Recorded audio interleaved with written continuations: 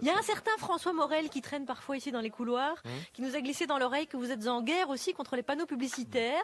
Et c'est une préoccupation dans toutes les petites communes de France, et notamment dans les communes aussi de moins de 10 000 habitants, où maintenant il y a une loi qui dit que c'est interdit. Comment est-ce que vous, Olivier Saladin, vous êtes sensibilisé à ce problème des panneaux comme ça qui poussent comme de la mauvaise herbe? Parce que je sais pas, souvent en tournée en voiture avec François d'ailleurs, sur bien des choses, à un moment donné, on traversait Lyon, c'est marrant, on s'est aperçu que toutes les villes, les entrées de ville étaient absolument envahies de panneaux publicitaires.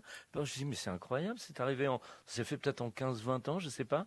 Et là maintenant, on est, je trouve ça horrible, quoi, la privatisation de l'espace public, de notre regard, enfin qui est. C'est ce qu'on appelle la pollution visuelle. Donc vous, ça heurte. Ça me heurte complètement. 4 mètres par 3, ces panneaux qui nous sont jetés à la figure comme ça en permanence. Je trouve ça. Et bien en plus, ça touche la population la plus pauvre, parce que les gens sont à l'extérieur des villes, ils prennent leur voiture, on les balance sur les routes où ils sont matraqués par cette publicité.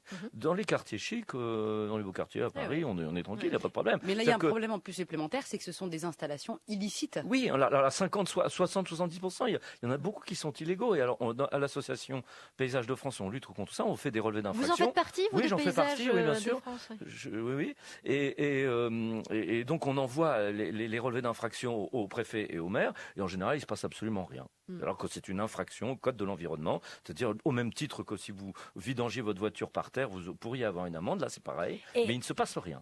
Et des fois, avec l'association Paysages de France, qui lutte depuis plusieurs années, ça vous arrive d'aller parfois, quand le panneau est pas trop grand, qu'il est le long d'un champ de betteraves, là, d'en arracher un? J'en arrache des fois. Oh, super, j'adore. Je le fais. Ils sont illégaux. Des trucs sauvages, des banderoles qui n'ont pas à être là, quoi. Oh, vous êtes un déglingo. Sauf quand ça annonce vos spectacles, quand même. Alors, moi, je m'en fiche. Je vais à la radio